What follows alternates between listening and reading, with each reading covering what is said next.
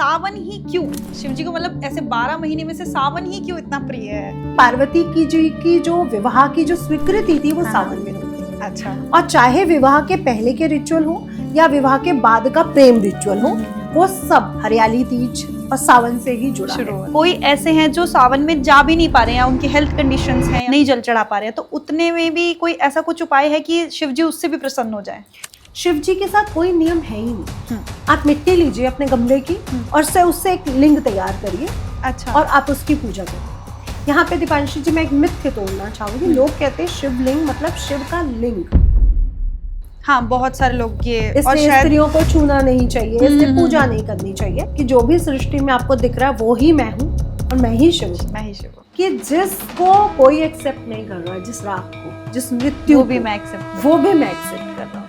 सब कुछ। इसलिए महाकाल में आज भी भस्म आरती की जाती है। हाँ। पर क्या हर मंदिर का जो शिवलिंग है वो सिद्ध है, या फिर जो हम उस पे जल चढ़ा रहे हैं वो शिव जी तक पहुंच भी रहा है? किसी भी मंदिर में आप शिवलिंग में जल चढ़ा दो, वो आपका फलदायी रहेगा।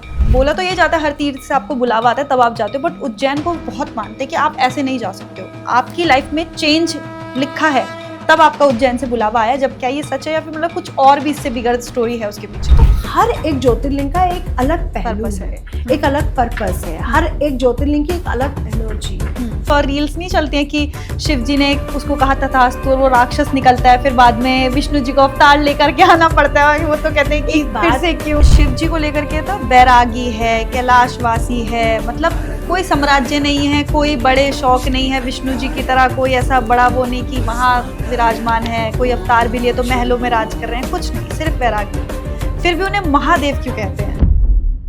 सबसे पहले तो thank you so much ma'am कि आपने अपना कीमती समय हमारे लिए, हमारी ऑडियंस के लिए निकाला। आज बहुत ही प्यारे से टॉपिक पे आपके साथ बात करने वाले हम सावन और शिवरात्रि और शिव जी के बारे में बात करेंगे। जो हमारे बहुत सारे ऐसे ऑडियंस है जो शिव जी की बहुत बड़ी भक्त है, और हम शिव जी की बात आपसे करेंगे तो उनके लिए तो और ऐसे एक्साइटिंग सा कुछ लेकर के आने वाले हैं इस पॉडकास्ट में। तो सबसे पहले थैंक यू सो मच, आपने हमें अपना कीमती समय दिया। थैंक यू दीपांशी जी, और सभी को दुख हर, दारिद्र हर, कष्ट हर, हर हर महादेव। बहुत ही तो खूबसूरत। ये उमापति जो शिव हैं उन पे बात करना तो सौभाग्य है जी, कि हम शक्ति के शिव पर बात कर करने रहे वाले हैं। बहुत बड़ा सौभाग्य है जो हम दोनों को प्राप्त हुआ जी, आज। जी, जी। और ऑडियंस को भी अच्छा लगेगा तो बहुत मजा आएगा। जी बिल्कुल। अच्छा, बात हो रही है शिव जी की, सावन की, तो सावन ही क्यों शिव जी को, मतलब ऐसे 12 महीने में से सावन ही क्यों इतना प्रिय है? पहली बात तो मैं तो कहती हूँ हर इंसान को 12 महीने उनकी पूजा करनी चाहिए, क्योंकि शिव यानी भोले बाबा, भोले भंडारी भी उनका एक नाम है। श्री हरि विष्णु के साथ भोला नहीं जुड़ा है, ब्रह्मा जी के साथ नहीं जुड़ा है, सिर्फ शिव जी के साथ जुड़ा है। यानी ये आपकी भावना को, अपने आपके भाव को देखते ही आपसे अट्रैक्ट हो जाते हैं। तो आप पूरा साल पूजा करें, बिल्कुल। लेकिन सावन ही क्यों? जैसा कि आपने क्वेश्चन किया, श्री हरि विष्णु गुप्त नवरात्रों के अगले ही दिन, जिस दिन गुप्त नवरात्रों की दशमी आएगी उसके अगले दिन एकादशी आएगी, देवशयनी एकादशी, जिसपे 4 माह के लिए श्री हरि विष्णु शयन कक्ष में चले जाएंगे, शयन निद्रा में चले जाएंगे। तो अब धरती को कौन संभालेगा? यानी जो धरती है, जो माँ भूमि है, और ऊपर के जो 4 तल है, 7 तल है, और नीचे के जो 7 तल है, उनका अब अधिष्ठात्री देवता कौन होगा? उनको बैलेंस कौन करेगा? तो उनको बैलेंस करेंगे शिव जी पूरे 1 माह के लिए। इसके साथ एक कथा भी जुड़ी है कि एक तो श्री हरि विष्णु अपनी शयन निद्रा में गए, दूसरा श्री हरि विष्णु जब भी शयन निद्रा में जाते हैं तो वो शिव जी को, माँ दुर्गा को, हमारे गणेश जी को और हमारे पितरों को हमें सौंप कर जाते हैं। क्योंकि देखिए सावन नहीं आता, सावन के बाद गणेश उत्सव आता है, पितृ उत्सव आता है, जो उस पे हम 15 दिन पितृ पक्ष मनाते हैं। फिर नवदुर्गे आते हैं, और नवदुर्गे के बाद आते हैं देव उठानी एकादशी, जिस दिन श्री हरि विष्णु जागते हैं, उनका विवाह होता है तुलसी से। तो ये पूरा जो 4 माह, चतुर्माह का जो पीरियड है, वहाँ पे हर देव जो हमारे रूट से, हमारे जन्म से जुड़ा है, वो हमें केयर कर रहा है। दूसरा, जब पार्वती जी शिव को प्राप्त करने के लिए तपस्या कर रही हैं, तो सावन माह में ही शिव जी ने उनको स्वीकार किया था। अच्छा, यानी पार्वती की जी की जो विवाह की जो स्वीकृति थी वो सावन में हुई थी। अच्छा, और चाहे विवाह के पहले के रिचुअल हो या विवाह के बाद का प्रेम रिचुअल हो, वो सब हरियाली तीज और सावन से ही जुड़ा है।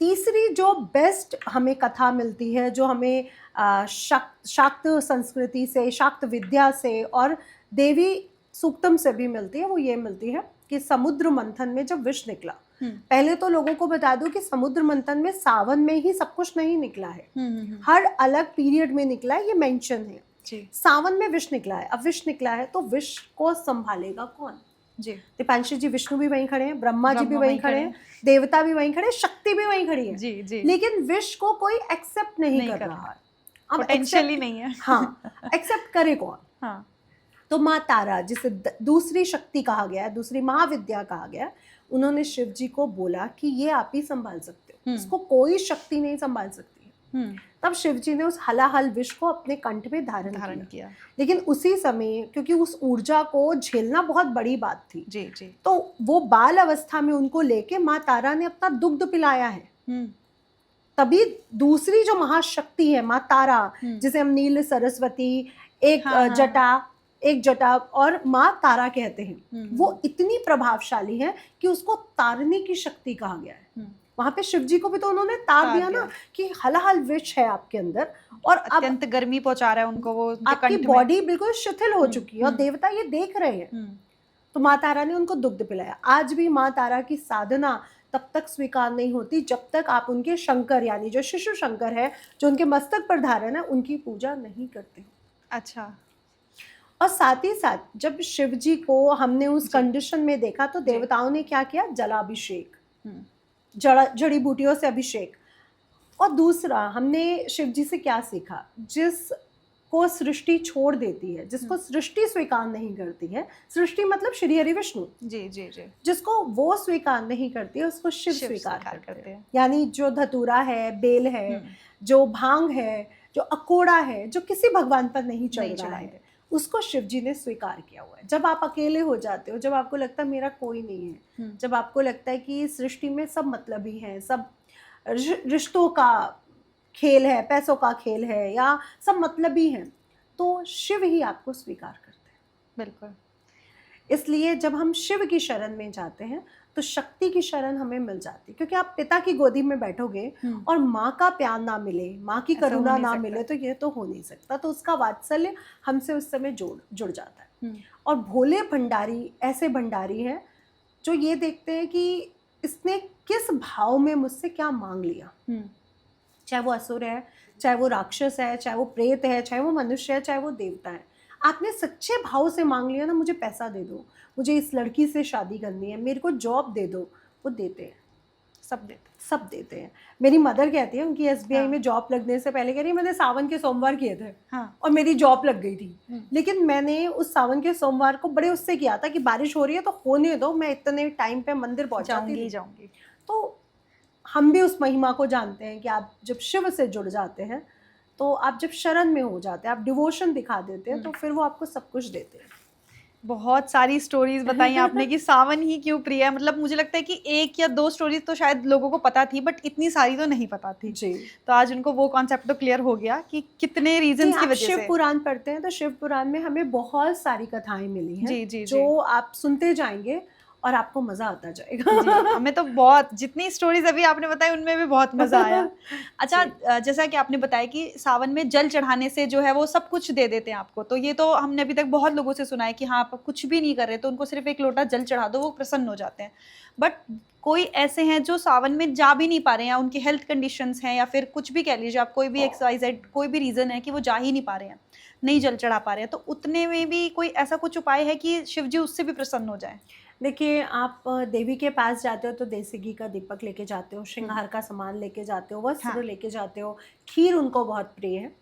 तो आप विष्णु जी के पास जाते हो, आप पीली चीज़ें लेके जाते हो, पीले फूल होने चाहिए, पीली मिठाई होनी चाहिए। गणेश जी को मोदक बहुत प्रिय है ना। लेकिन आप शिव जी के पास जाते हो तो आप ये नहीं सोचते हो कि मैं क्या लेके जाऊँ, आप अपने घर से एक जल भी ले जाते हो तो वो प्रसन्न हो जाते हैं। तो ये वो देवता है कि वो ये नहीं देख रहे कि ये चीज़ महंगी है या सस्ती है, या मेरी बड़ी प्रिय चीज़ है या नहीं है, ये भाव से क्यों से लाया कि जब आपके पास कुछ भी नहीं है, जब आपको लग रहा है कि इस सृष्टि में जो सबसे फ्री चीज़ है वो मेरे घर में पड़ा हुआ पानी है, तो अगर आप पानी से भी उनका अभिषेक कर रहे हो तो वो स्वीकार कर रहे हैं। तो वो भाव के बुके हैं। वैसे तो मैं सभी के साथ ये जोड़ूंगी कि भाव के बुके हैं, चाहे हमारी माँ हो, चाहे हमारे श्री हरि विष्णु हो जी। लेकिन वो भाव से पहले आपका एग्जाम लेते हैं एज अ टीचर। शिव जी कोई एग्जाम नहीं लेते। वो प्रसन्न हो जाते कि ये सच्चे भाव से आया है, भले ही पैसा मांगने आया हो, भले ही जॉब मांगने आया हो, अपने आया मतलब तो के लिए सच्चे आया भाव है। से है। हाँ। वो भाव देखते हैं। और अगर आप शिव जी की पूजा मतलब से कर रहे हो, आप में भाव नहीं है, तो वो पूजा कभी स्वीकार नहीं होगी। मैं आपको बहुत क्लियर बताऊं, बिल्कुल। जब रावण ने शिव जी से मांग ली थी उनकी सोने की महल, उनका सोने का महल, तो शिव जी को बुरा तो लगा था कि भले ही मुझे पता था कि पार्वती की किस्मत में महल नहीं है, वो महलों में नहीं रहेगी, वो हिमालय पर ही रहेगी, लेकिन तूने मांग के गलत किया।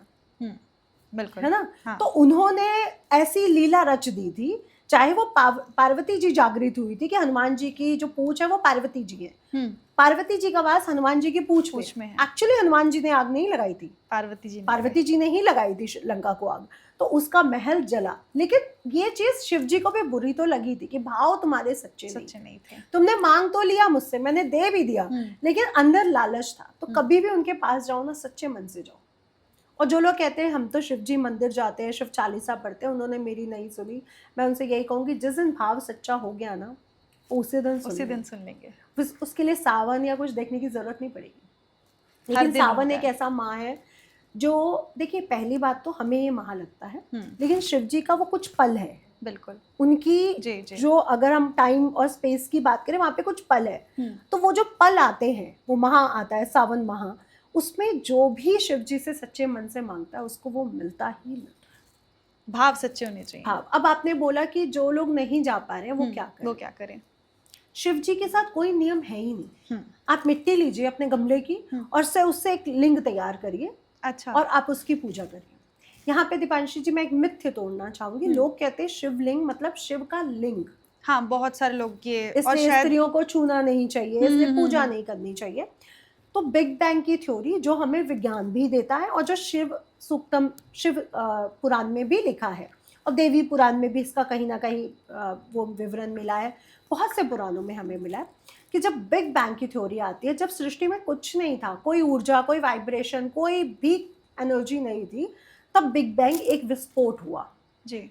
उस विस्फोट में जो आकृति हमें मिली, जो जागृत आकृति हमें मिली, वो शिवलिंग के रूप में, यानी अंडाकार थी, यानी लिंग भैरवी, शिवलिंग।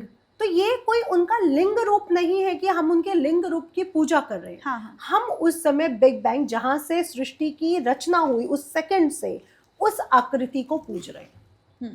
एक्चुअली यही तो मोमेंटम था, यही वो वाइब्रेशन थी जहां से हमें ओम की ध्वनि मिली। क्योंकि ओम की ध्वनि कहाँ मिली? जब शिव जी के पांचों मुख से जो स्वर निकला है उसे ओम कहा गया। इसलिए ओम प्रणव है, वो 5 मुखों से निकला हुआ पंचाक्षरी हो गया। हाँ, जी। तो जिस समय ये सब हो रहा था, जिस समय सृष्टि को रचा जा रहा था, क्योंकि देवता पहले तो नहीं आ गए थे, वो तो सब बाद में आए, सृष्टि को रचा बाद में गया। तो जब वो क्रिएशन का जो बिग बैंग थ्योरी जुड़ी है, वो लिंग के आकार से, शिवलिंग के आकार से जुड़ी है। इसलिए लिंग भैरवी की भी पूजा होती है। हमारे यहाँ कामाख्या की भी पूजा होती है। तो कामाख्या क्या है? कामाख्या वो गुप्तांग जहाँ पे माँ सती का गिरा और हम उसकी पूजा करते हैं। लेकिन लिंग भैरवी क्या है? अब आप कहोगे क्या वो भैरवी का लिंग है? तो आपका कॉन्सेप्ट क्लियर होना चाहिए। ना वो भैरवी का लिंग है, ना वो शिव का लिंग है। वो क्रिएशन, वो आकृति, वो क्रिएशन, वो अंडाकार जो हमें आकृति मिली है, वही हमारे जन्म का, सृष्टि के रचयिता का एक प्रतीक मात्र है। इसलिए शिवलिंग की पूजा की जाती है। अब जब वो आकृति हमें मिली, वो शेप हमें मिली, तो उसमें वाइब्रेशन थी, उसमें ऊर्जा थी। उस ऊर्जा को बैलेंस करना बहुत मुश्किल था। अब वहां से भी जल का प्राविधान शुरू हुआ, क्योंकि सृष्टि में जो भी चीज जीवंत है वो उसमें तत्व तो होंगे, 5 तत्व, 7 तत्व, 3 तत्व। जी। कहा जाता है पशुओं में 3 तत्व होते हैं, कि वो आकाश में उड़ रहे हैं, वो वायु में है, और उनको एक आकृति मिली कि वो चिड़िया बने या वो पक्षी बने। लेकिन सबसे बड़ी बात, वो 5 मूलभूत तत्वों से नहीं बने, वो 3 मूलभूत तत्वों से बने। हमें 5 मूलभूत तत्व मिले जो 5 संख्या है वो सृष्टि के बिल्कुल मध्य में आती है। भाई आप 1 से 9 तक की हमें अंक शास्त्र को हम पढ़ते हैं, ठीक है। उसके बाद अंक दोबारा 0 या 1 से कैलकुलेट करते हैं, 1 से ही करते हैं, 10 आ गया तो 1 आ गया जी। तो जब आप 1 से 9 तक कोई भी नंबर लिखते हो तो 5 ही बीच में आता है। तो 5 वो संख्या है और बुध ग्रह वो ग्रह है जो देवताओं के साथ भी है, जो सूर्य के साथ भी कॉम्बिनेशन बना रहा है, जो गुरु के साथ भी बना रहा है, जो मंगल के साथ भी बना रहा है, जो चंद्रमा के साथ एवरेज रखा गया, लेकिन वही ग्रह शुक्र के साथ भी बना रहा है, शनि के साथ भी बना रहा है। तो वो इधर भी बैलेंस कर रहा है और वो उधर भी बैलेंस कर रहा है। और 5 नंबर अपने आप में एक ऐसी संख्या है जो बैलेंस का प्रतीक है, ठीक है। अब जब वो आकृति आपको मिल रही है, जब देवता उसको उस मोमेंटम को, अब उस मोमेंटम को कैसे संभाला जाए, जो मोमेंटम हो रहा है जी, जो वाइब्रेशन आ रही है, जिससे एनर्जी पास आउट हो रही है, तो वहां पे जल की थ्योरी शुरू हुई और पंच तत्व से बना शरीर सबसे ज्यादा पावरफुल माना गया। भाई परियों की भी तो बात होती है ना, जो जल से बनी हुई है, लेकिन हमारा शरीर पूरे बैलेंस 5 तत्वों से बना हुआ है जी। तो ऐसे बहुत सी एंटिटीज है जो सिर्फ जल से बनी है, जो सिर्फ अग्नि से बनी है, जो सिर्फ पृथ्वी से बनी है। अब जितने यक्ष हैं वो पृथ्वी तत्व से बने हुए हैं, लेकिन ऐसे बहुत से कम एंटिटीज हैं जो पंच तत्वों से बनी हुई। और देवताओं को क्यों हमसे ऊपर रखा गया? क्योंकि उनमें तत्वों की संख्या बढ़ गई है, तो वो हमसे भी ज्यादा स्पेशल हो गए, ठीक है। अब जब मनुष्य का जन्म हो रहा है, जब सृष्टि को रचा जा रहा है, जब उसमें बहुत सारा चेंजेस आ रहा है, सब कुछ हो रहा है, और सावन से पहले आता है गुप्त नवरात्र, और गुप्त नवरात्र से पहले आते हैं माँ कामाख्या का अंबुबाची मेला जी जी। पूरे 6 मंथ आप इधर से भी अगर जनवरी फरवरी मार्च भी करोगे तो भी, लेकिन अगर आप वैशाख से गिनोगे जो हमारा विक्रम संवत स्टार्ट हो रहा है, तो उसमें पहले आते हैं प्रत्यक्ष नवरात्र। हमारा विक्रम संवत तैयार होता है प्रत्यक्ष नवरात्रों से, और उसके बाद आ जाता है हमारा गुप्त नवरात्र। यानी प्रत्यक्ष और गुप्त में क्या चेंजेस हैं कि प्रत्यक्ष आप ढोल पीट रहे हो, आप जयकारे लगा रहे हो, आप जागरण कर रहे हो, आप सब कर रहे हो, सब कुछ। लेकिन गुप्त में आप सब गुप्त कर रहे हो, साधना, शांति, सब साइलेंट मोड पे हो गया। अब मोमेंटम कहाँ है? वहाँ पे हमारा डांस भी चल रहा है, वहाँ पे म्यूजिक भी चल रहा है, भजन भी चल रहा है। अब मोमेंटम कहाँ है? आपके अंदर। अब जितनी भी ध्वनि है, अब जितना भी म्यूजिक है, अब जितना भी ऊर्जा है, वाइब्रेशन है, वो आपकी बॉडी के अंदर हो रही है। तो यही फर्क है गुप्त में और प्रत्यक्ष में। और सावन से पहले जो भी प्रोसेस हो रही है सृष्टि के साथ, तो आप देखिए सावन में क्या होता है, हर पेड़ हरा हो जाता है, हर जगह आपको खुशनुमा प्रतीत होता है, आपको लगता है जैसे हर चीज खिल चुकी है, हर पेड़ पर फूल है, नेचर अपने पीक पे है ना, कि सब सुंदर सुंदर, सब सुंदर सुंदर। तो अब शिव जी क्या कर रहे हैं, जब शक्ति ने सृजन शक्ति को रच दिया, अब शिव जी ने उसको ऊर्जा दे दी। आप पेड़ों की डंडियां, पेड़ों का बढ़ना, मनुष्य की हाइट का बढ़ना, हर चीज का बढ़ना इस समय सबसे ज्यादा होता है। तभी तो कहा जाता है ना कि मांस मदिरा इस समय नहीं खानी चाहिए, क्योंकि मछलियां भी एक्स वो कर रही हैं, पशु भी आगे बढ़ रहे हैं, अपनी वंश वृद्धि को बढ़ा रहे हैं, इसलिए नहीं खाना चाहिए, साइंस कहता है। लेकिन मैं कहती हूँ कि शिव कहते हैं कि जो भी सृष्टि में आपको दिख रहा है वो ही मैं हूँ, और मैं ही शिव हूँ, मैं ही शिव हूँ जी। तो जो मुर्गा आपने खाया, जो बकरा आपने खाया, क्या उसमें शिव नहीं थे? बिल्कुल है। जब शिव शमशान वासी हैं, शमशान में बैठे हैं, वो शिव जो कालों के काल हैं, जिन्हें महाकाल कहा गया, वो शिव क्या उस बकरे में नहीं थे? बिल्कुल है। वो तो कण कण में है। जो शमशान में बैठ जाए तो वो किस चीज में नहीं होंगे। और शमशान में बैठने का भी मैं आपको कॉन्सेप्ट क्लियर करूँ, बहुत से धर्म के लोग हमारे ऊपर ये क्वेश्चन मार्क करते हैं कि वो तो शमशान में बैठे, इनके भगवान। एक बात बताइए, जो बिग बैंग की थ्योरी से जो ऊर्जाएं उत्पन्न हुई, शिव और पार्वती का जब तक मिलन ही नहीं हो रहा था तब तक सृष्टि आगे बढ़ नहीं रही थी, क्योंकि असुरों का वो बढ़ चुका था, ठीक है। और जो लोगों को लगता है कि सिर्फ पृथ्वी ही एक तल है, उसके नीचे आप जाओगे, नाग लोक, पताल लोक, राक्षस लोक, असुर लोक, अंधेरे का लोक, सब है, उसके ऊपर भी है। जब सृष्टि आगे बढ़ नहीं रही है और माँ पार्वती, माँ दुर्गा कई रूप लेके जन्म ले रही हैं, और 107वां जन्म जो सती का है, उस भी रूप में वो पूर्णता की प्रतीक नहीं मानी जा रही। अभी भी शिव कह रहे हैं कि तुम पूर्ण नहीं हुई हो, पूर्ण वो पार्वती के रूप में ही हुई, जहाँ पे उनको तंत्र विद्या भी मिली, जहाँ पे उनको मंत्र विद्या भी मिली, जहाँ पे उनको उनके सामने असलियत खोली गई कि तुम हो कौन, तुम ही शक्ति हो, जिससे जी। मैं चल रहा हूँ, जिससे ये सृष्टि चल रही है, एक्चुअली तो तुम ही हो। तो वो पार्वती के रूप में स्वीकार हुआ। उससे पहले जब 107 उनका अंश, मतलब अगर मैं शिव हूँ और जी, मेरा जी। आधा पार्ट पार्वती है, जी। वो है ही नहीं, तो वो राख कौन लपेटेगा? वो वहां वो प्रेम जो कृष्ण राधा की जो लोग बातें करते हैं, एक्चुअली प्रेम देखना है तो शिव और पार्वती का देखना। बिल्कुल बिल्कुल। तो वो जो शमशान वासी कहा गया, वो इसीलिए कहा गया क्योंकि उन्होंने अपने अपने एक अंग को, अपने आधे पार्ट को 107 जन्मों तक खोया है। वो जो मुंडों पूर्ण की नहीं थे माला ना उनके पहनी बिना। है, हाँ। 108 मुंडों की माला उन्होंने पहनी है। हाँ। वो जो राख वो अपने बॉडी पे लपेट रहे हैं, वो कोई मुर्दों की राख नहीं है, वो माँ सती के पिछले रूपों की राख है, 107 जन्मों का वो सब है। फिर वो एक और चीज दर्शाते हैं कि जिसको कोई एक्सेप्ट नहीं कर रहा, जिस राख को, जिस मृत्यु वो भी को, मैं एक्सेप्ट वो भी मैं एक्सेप्ट कर रहा हूँ, सब कुछ इसलिए महाकाल में आज भी भस्म आरती की जाती है। हाँ। हाँ, अब वहाँ का ट्रेडिशन कुछ चेंज हुआ है कि अब गोबर से वो चीज जी शुरू जी हो गई जी है, जी जी लेकिन पहले तो वो सच में शव के भस्म से ही होती की जाती थी। हाँ। अच्छा, जैसे अभी आपने बात कर रहे थे ना इस बारे में कि शिवलिंग और ये सब क्रिएशन के बारे में आपने बताया, तो हमारा तो यूजुअली क्या होता है ना कि सावन है, सब लोगों को लगता है कि जल तो चढ़ा ही देते हैं, वही भोले बाबा हैं, जल से मान जाते हैं। पर क्या हर मंदिर का जो शिवलिंग है वो सिद्ध है, या फिर जो हम उस पर जल चढ़ा रहे हैं वो शिव जी तक पहुंच भी रहा है? क्या हर मतलब आप ये मानते हो कि किसी भी मंदिर में आप शिवलिंग में जल चढ़ा दो वो आपका फलदायी रहेगा? देखिए, शिव स्वयंभू है, ठीक है। उसके बाद जो उन्होंने अपने रूप को अवतरण दिया, जैसे बैद्यनाथ का जो शिवलिंग है, जी, जो शिव जी ने रावण की तपस्या से प्रसन्न होकर जो अपना एक रूप दिया था, वो एक अलग थ्योरी जी है। जी जी यहाँ पे हमें दो थ्योरीज मिलती है, एक स्वयंभू थ्योरी और एक जो शिव जी प्रसन्न होके खुद अपना वो अंशावतार उनमें दे रहे हैं। तो दो ही चीजें मिली। उसके बाद अचल और चल, जो हम घर में जो शिवलिंग की स्थापना करते हैं वो चल है, उसकी स्थापना नहीं होती है, वो हम रख के अपनी नित्यक्रम की पूजा कर लेते हैं। लेकिन मंदिर में क्या होती है, स्थापना होती है, पुजारी के द्वारा स्थापना की जाती है। आज जो चप्पे चप्पे पे मंदिर बन रहे हैं, मैं मंदिर के उसमें नहीं हूँ, मंदिर होना अच्छी बात है, अच्छी ऊर्जा का प्रतीक है, लेकिन वहां पे हर शिवलिंग चार्ज है ये जरूरी नहीं है। अब आप ये देखिए, हमारे पूर्वज जिस शिवलिंग की पूजा करते थे, जो 100 साल पुराना है या जो 200 साल पुराना है या हजारों वर्ष पुराना है, वो तो चार्ज है, क्योंकि उसकी पूजा कई वर्षों से हो रही है।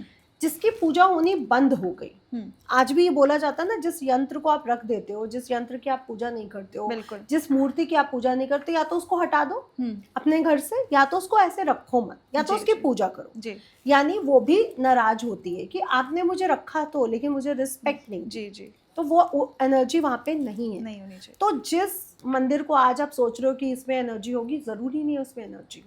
अच्छा। हाँ, लेकिन जो स्वयंभू शिवलिंग है, जितने भी सृष्टि पे स्वयंभू शिवलिंग है, उन सब में ऊर्जा होगी, क्योंकि वो सब मोमेंटम, सब एनर्जी और वाइब्रेशन से हमें फील कराते हैं। आप कभी उज्जैन गए हो, या कभी त्र्यंबकेश्वर गए हो, या रामेश्वरम गए हो, तो आपको वहाँ की एनर्जी फील हो जाती है, क्योंकि आपको अंदर घुसते ही अपनी एनर्जी चेंज हो जाती है कि हाँ, कुछ तो ऐसा हुआ, कुछ वाइब्रेशंस फील होती हैं, जो मेरा मन प्रसन्न हो गया, मेरे को एक आत्मविश्वास जागृत हो गया। तो मंदिर का जो पूरा गुम्बद है, जो पूरा गर्भ स्थान है, जो मंदिर का पूरा जो देवता है उस मंदिर का, वो आपकी ओरा पे, आपकी एनर्जी पे, आपकी कुंडलिनी पे काम करने लगता है। अच्छा, जैसे अभी एक उज्जैन का टॉपिक छिड़ा है, तो मैं एक छोटा सा सवाल ले ही लेती हूँ आपसे। बहुत सारे लोग ना उज्जैन की एनर्जीज के ऊपर बहुत बात करते हैं, काफ़ी सारे एस्ट्रोलॉजर्स हैं या फिर उज्जैन वासी हैं या फिर वहाँ के जो पुजारी हैं, वो बहुत बोलते हैं कि उज्जैन से, मतलब बोला तो ये जाता है हर तीर्थ से आपको बुलावा आता है तब आप जाते हो, बट उज्जैन को बहुत मानते हैं कि आप ऐसे नहीं जा सकते हो, आपकी लाइफ में चेंज लिखा है तब आपका उज्जैन से बुलावा आया। जब तक आपकी लाइफ में वही सेम पैटर्न चल रहा है आप उज्जैन नहीं आओगे, बट जब चेंज होना लिखा होगा तब ये होने वाला होगा या फिर आपका बुलावा आ जाएगा। क्या ये सच है या फिर मतलब कुछ और भी इससे बिगड़ स्टोरी है उसके पीछे? उज्जैन का नाम क्या है? उज्जैन मंदिर का नाम क्या है? महाकाल। महाकाल मतलब कालों के काल, समय और स्पेस से भी ऊपर, ठीक है। अब काल मतलब क्या है? ट्रांसफॉर्मेशन। जब मेरी मृत्यु होगी और मेरे को अगली जर्नी यानी अगला जन्म मिलेगा, हो सकता है वो पृथ्वी लोक पे मिले, हो सकता है वो नीचे के लोकों में जाऊं, हो सकता है ऊपर के लोकों में जाऊं, ऋषि लोक भी है, देव लोक भी है, स्वर्ग लोक भी है। तो अब जब हम महाकाल जाते हैं, कालों के काल के पास, टाइम और स्पेस से भी ऊपर, तो ट्रांसफॉर्मेशन तो आएगा ना। तो अगर आपके ज़िंदगी में सब रुक गया है, आपको लग रहा है कुछ भी हो ही नहीं रहा है, वही जॉब कर रहा हूँ, वही घर है, वही खाना खा रहा हूँ, कुछ भी तो बदलाव नहीं आया 20 सालों में, तो आप महाकाल ज़रूर जाओ। अब ये मानना कि भगवान मुझे बुलाएंगे तभी होगा, ये तो 100% है। मैं भी बाकी बिहारी को हर महीने बोलती हूँ मुझे बुला लो, हाँ। लेकिन वो बुलाते तभी है जब उनको बुलाना होता है। मतलब वो मेरे से अकेलिया बहुत खेलते हैं। तो जब हम प्रण कर लेते हैं ना कि मुझे जाना है, आप मुझे बुलाओ, डेली बोलते हैं ना, फिर वो बुला लेते हैं। तो अगर आप जाना चाहते हो, अपने जीवन में ट्रांसफॉर्मेशन लाते हो, तो आप उनसे बोलो मुझे डेली मुझे बुलाओ, आपने अभी तक क्यों नहीं बुलाया। आप डेली अर्जी डालो, वो बुलाएंगे। दूसरा दीपांशी जी, आप 12 ज्योतिर्लिंगों को देखो। अगर काशी विश्वनाथ में प्रभु भैरव रूप में विराजमान है और मां अन्नपूर्णा के रूप में विराजमान है, तो वो हमारे भरण पोषण के लिए, जब सृष्टि खत्म हो जाएगी तब भी काशी होगा। रामेश्वरम धाम को देखो कि शिव कह रहे हैं कि पार्वती कह रही है कि राम जी आपकी पूजा कर रहे हैं और कितनी प्यारी पूजा कर रहे हैं, इससे शिवलिंग का नाम क्या होना चाहिए। तो प्रभु शिव कह रहे हैं पार्वती से कि वो मेरी पूजा कर रहे हैं, तुझे दिख रहा है, लेकिन मैं भी उन्हीं की पूजा करता हूँ, तो मेरे इष्ट वो है, तो इसलिए इनका नाम रामेश्वरम होगा। जो राम, और राम प्रभु कह रहे हैं कि मैं शिव जी को इष्ट मानता हूँ, ये मेरे इष्ट है, मैं इनका भक्त हूँ, इसलिए इसका नाम होगा रामेश्वरम, राम के ईश्वर। और वहीं शिव कह रहे हैं ये शिव के ईश्वर है, तो रामेश्वरम नाम पड़ा। तो रामेश्वरम क्यों उन्होंने बनाया, एक तो युद्ध पे जा रहे थे तो शिव जी की उन्होंने साथ लिया, पूजा ली, ब्लेसिंग ली, उनके इष्ट है वो। दूसरा, जब रावण एक ब्राह्मण था, असुर भी था और ब्राह्मण भी था, क्योंकि पिता का ही कुल देखा जाता है। हाँ जी, क्योंकि वाई क्रोमोसोम्स तो बेटे को पिता से ही मिला ना, तो कुल पिता से चला। अब वहाँ पे बहुत से वानर भी खत्म हुए होंगे, बहुत से और एंटिटीज का भी वो हुआ, क्योंकि जटायु जी का भी तो हुआ था। अब वो पूरी जितनी भी वो हुआ, उनका जो दोष लगा वो कैसे समाप्त किया जाए, तो वहाँ पे उन्होंने अपने इष्ट के सामने ही, अपने ईश्वर के सामने ही उन सब का तर्पण किया, क्योंकि इष्ट से बड़ा तो कोई नहीं। भाई कुल देवी के लिए तो उन्हें अयोध्या आना पड़ता, सब करना पड़ता, लेकिन वो वहीं पे किया।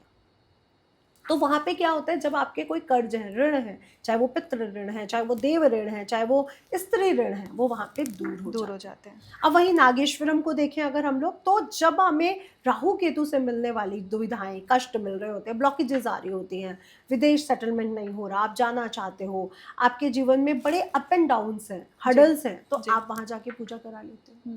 तो हर एक ज्योतिर्लिंग का एक अलग पहलू है, एक अलग पर्पस है, हर एक ज्योतिर्लिंग की एक अलग एनर्जी है। आप केदारनाथ जाते हो, केदारनाथ जाना मुझे लगता है कि सब ज्योतिर्लिंगों में सबसे कठिन वही है, क्योंकि और सब जगह तो हम बाई कार पहुंच रहे हैं, यहाँ पे यात्रा से हेलीकॉप्टर से कुछ लोग डर जाते हैं। अब आप वहाँ जा रहे हो ना, तो मैं सच बता रही हूँ, वहाँ ठंड बहुत है, बहुत ज़्यादा, लेकिन जब आप मंदिर के बाहर खड़े होते हो ना, तो आपको फील होगा कि स्वर्ग और कहीं हो ही नहीं सकता, यही है स्वर्ग। मतलब अभी आप मंदिर के गर्भ वहां तक पहुंचे भी नहीं हो शिवलिंग के पास। और जब मैंने शिवलिंग देखा, तो मैंने सबसे पहले केदारनाथ ही किया था, मेरा पहला ज्योतिर्लिंग केदारनाथ था। तो हमने तो शिवलिंग के फॉर्म में देखा है, वो वैसा फॉर्म में नहीं। मैं अंदर गई तो मैं अपने पापा से पूछ रही हूँ ये क्या है, वो चट्टान फॉर्म में है थोड़ा। हाँ, तो मैंने उनसे पूछा, तो उन्होंने मुझे उसकी पूरी कथा, पूरी वो भीम से संबंधित, पांडवा से संबंधित जो कथा है वो पूरी सुनाई, समझाई। लेकिन मैं आज भी उस एनर्जी को भूल नहीं सकती। मतलब हर एनर्जी एक स्पेशल है, कामाख्या की हो या तिरुपति बालाजी की हो या पद्मनाभम स्वामी की हो, लेकिन वहाँ की एनर्जी इतनी शुद्ध है, इतनी शुद्ध है कि आपको कुछ समझ ही नहीं आएगा, सिर्फ शुद्धता और पवित्रता ही फील होगी। ऐसा लगता है वहाँ जाके हर इंसान शुद्ध हो जाता है अपने आप। जैसे गंगा जल से हम उनका अभिषेक नहीं करते, गंगा हमें हमारे सारे कष्टों को, हमारे सारे पापों को धो देती है, और हमारी आंखों को, हमारी किस्मत को, हमारी ऊर्जाओं को, हमारे शरीर को, हमारे मन को शुद्ध करके भेजती है। तो मुझे तो ऐसा लगता है कि केदारनाथ की ऊर्जा ही बिल्कुल अलग है। बिल्कुल। तो अगर आप लोग साल में एक बार जो भी ये पॉडकास्ट देख रहा है, मैं कहती हूँ 12 ज्योतिर्लिंगों में से एक ज्योतिर्लिंग का दर्शन ज़रूर करें, इसको प्रण करके जाएं। हाँ, कि भले ही अगर अच्छा आप 12 ज्योतिर्लिंग नहीं जा पा रहे, 4 धाम चले जाओ, कभी अयोध्या, कभी वृंदावन चले जाओ, लेकिन साल में एक बार अगर आप बाहर जा रहे हो, फॉरेन ट्रिप कर रहे हो, तो एक धार्मिक ट्रिप भी ज़रूर करनी चाहिए। इससे आपका 9 जो नवमेश है, जो नवम भाव है, वो एक्टिवेट हो जाता है। और जैसे ही आपका नवम भाव एक्टिवेट होता है, आपके भाग्य में आ रही उलझने।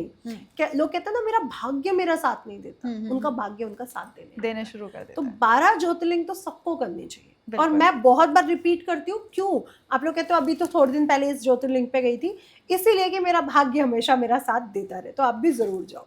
बहुत खूबसूरती से आपने समझाया सारा। मतलब मेन तो यही पता चला कि शिव जी हर रूप में बैठे सिर्फ आपको आशीर्वाद देने के लिए, और अलग अलग तरीके के आशीर्वाद देने के लिए, सब है ना? तरह के, वो कुछ भी नहीं सोचेंगे जब आपको आशीर्वाद देंगे। मैं एक कथा जोड़ती हूँ जी इसमें। जी जी। एक किसान था और शिव जी के पास जाता है, कहता है कि शिव जी आप ना बहुत चीट करते हो, जब मैं बीज बोता हूँ तो इतनी गर्मी होती है, हाँ। जब फिर आप आंधी तूफान दे देते हो तो मेरे पौधे खराब हो जाते हैं, जब पौधे थोड़े बड़े फसल होते हैं, खराब हो जाती है। फिर आप बारिश दे देते हो, इतनी देते हो कि फिर मेरी डूब जाती है, बाढ़ आ जाती है। आप ना ये मत करो, मैं आपकी तपस्या कर रहा हूँ, आप मुझसे अगर प्रसन्न हो तो आप मुझे वरदान दो कि मैं एटमॉस्फेयर को संभाल लूँ। तो शिव जी कहते हैं तथास्तु। हाँ। किसान बड़ा खुश, अब तो सब मेरे हिसाब से होगा। अब वो जब बीज बोता है तो गर्मी बहुत होती है उन दिनों, तो वो कहता है कि धूप चली जाए, क्योंकि मैं बीज बो रहा हूँ, मुझे धूप नहीं लगनी चाहिए और मेरा बीज अंकुरित हो जाए। बीज को अंकुरित होने के लिए थोड़ा सा सीलन चाहिए होती है, थोड़ा सा अंधेरा चाहिए होता है। शनि का अंधेरा और सूर्य की ऊर्जा से ही बीज अंकुरित होता है। तो वो सूर्य भगवान को हटा देता है। फिर आता है आंधी का टाइम, जब छोटे छोटे पौधे होते हैं, तो वो आंधी तूफान भी नहीं आने देता। फिर आता है बारिश का समय, तो बारिश भी वो उतनी करवाता है जितने उसके खेतों के लिए ज़रूरत हो, उससे ज़्यादा बारिश भी नहीं हो सकती। फिर अब आता है जब धान कटने का समय आता है, तो जब धान काटता है, बाजरा काटता है, मक्का काटता है, तो उसके बीजों में कुछ निकलता ही नहीं, खाली। तो फिर वो शिव जी के पास जाता है और शिव जी को बुलाता है कि आपने मेरे साथ बेईमानी करी है। तो नंदी जी बोलते हैं शिव जी तो नहीं है, वो तो तपस्या में लीन है जी। तो वो फिर उनकी तपस्या करता है कि आप अगर निष्ठुर हो ना, मैं भी बहुत ढीठ हूँ, मैं आपसे पूछ के जाऊंगा आपने मेरे से बेईमानी क्यों की।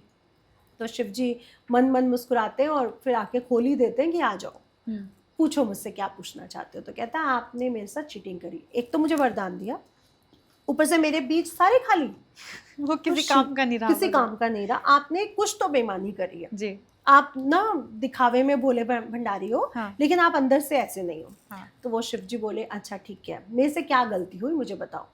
तो वो बोले कि आपने मेरे बीजों में बीज ही नहीं थे जब मैंने वो धान काटा। तो कहता है तुमने क्या किया? तो कहता है मैंने धूप कम कर दी, फिर मेरे पौधे उगे तो मैंने आंधी तूफान रोक दिया, फिर मेरे को जितना पानी चाहिए था उतना पानी ली और जितनी धूप चाहिए थी उतनी धूप ली, फिर भी मेरा बीज क्यों नहीं हुआ? तब शिव जी कहते हैं कि जब अंकुरित होता है ना, तो सूर्य की रोशनी ही उस मिट्टी को नमी देती है। मतलब जो मॉइस्चर है, जब तक सूर्य की किरणें तेज नहीं होंगी वो मिट्टी से मॉइस्चर निकलेगा ही नहीं। ये एक साइंटिफिक रूल है। और अंधेरा जिसमें बीज अंकुरित होता है मिट्टी के अंदर, वो भी तब होता है जब दिन में उसको सूर्य की ऊर्जा मिलेगी, तभी रात अंधेरी होगी। जी जी जी। जब आंधी का टाइम आया तो पेड़ क्या करता है, पौधा मिट्टी को इतनी जकड़ के से पकड़ता है ना कि उसकी जो उर्वरक शक्ति है वो उसके पूरे एक एक स्टेम तक, एक एक बीज तक, एक एक फूल तक जा पाए। अब आंधी तूफान तो तूने आने नहीं दी, वो अपनी जड़ ही नहीं पकड़ पाया। फिर तूने धूप अपनी मर्जी से करी, बारिश अपनी मर्जी से करी। तो ये जो जीवन के स्ट्रगल है, जो आंधी आती है, जो तूफान आता है, जो धूप लगती है, जो ठंड लगती है ना, जीवन के अपने अपने स्ट्रगल हैं। ये जब तक मैं नहीं दूंगा ना, तुम पनप ही नहीं पाओगे, तुम कुछ कर ही नहीं पाओगे। इसीलिए उसमें बीज नहीं थे। तूने किया अपनी मर्जी से ना, अब तू समझ के जो भी मैं कर रहा हूँ वो तुम्हारे लिए ही कर रहा हूँ, ताकि तुम्हारा बीज बहुत स्ट्रॉन्ग। और हम लोग हमेशा क्या करते हैं, उनको गुस्सा करते हैं, आपने मेरी ये नहीं सुनी, मैंने प्रेम विवाह करना था आपने नहीं कराया, मुझे यही जॉब चाहिए थी आपने ये नहीं दिलवाई, आप मुझे ये बच्चे चाहिए थे आपने ये नहीं दिए। क्यों? क्योंकि प्रेम विवाह आपकी किस्मत में था ही नहीं, वो लड़की आपकी किस्मत में था ही नहीं, वो किसी और की थी, तो आपसे विवाह कैसे हो सकता था? है ना, वो जॉब आपकी उससे अच्छी जॉब लिखी थी, तो वो आप छोटी जॉब कैसे कर सकते थे? अब इसका एग्जाम्पल हम अपने उनसे भी लेते हैं। हमारे राष्ट्रपति जी थे जो अब्दुल कलाम जी, जी जी जी, उनको खुद सरकारी जॉब नहीं मिली थी और उन्होंने स्वीकार किया था। उनकी उसमें लिखा है कि मुझे नॉर्मल एक एयरफोर्स की जॉब, जिसका मैंने इंटरव्यू, जिसका मैंने रिज्यूम भरा था, मुझे वो जॉब नहीं मिली थी और मैं सुसाइड करने जा रहा था। मैं नदी किनारे बैठा था और उस एरिया के गुरु ने मुझे बुला के कुछ रुपए दिए थे अपने घर तक पहुँचने की, कि तेरी बहनें भी हैं और तुझे अपने जीवन को अभी आगे बढ़ाना है। तो ये अब्दुल कलाम जी की जीवनी में लिखा है।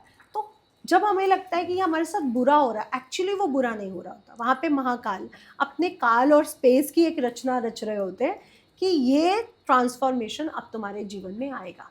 और ट्रांसफॉर्मेशन तभी आता है जब अंधेरी रात आती है और उसके बाद सूर्य का उजाला हमें मिलता है। सब मतलब शिव जी की नजर जो है वो सब पर है, सब ये पर भक्तों है, हर सेकंड है। हाँ। हम भूल जाते हैं और हम उनसे लड़ना शुरू कर देते हैं, हम उन्हें बोलना शुरू कर देते हैं और कई बार हम उन्हें भूल जाते हैं। तो वो आपके लिए जो भी आंधी ला रहे हैं, जो भी बारिश ला रहे हैं, जो भी धूप ला रहे हैं, उसे जिस दिन स्वीकार कर लोगे ना, डिवोशन, कि आप बैठे हो बाबा, मुझे नहीं पता, देख लो, अब आप देख लो, तो उस दिन आपके जीवन में सब अच्छा होने लगेगा। मैं भी उनको डिवोशन ही देती हूँ।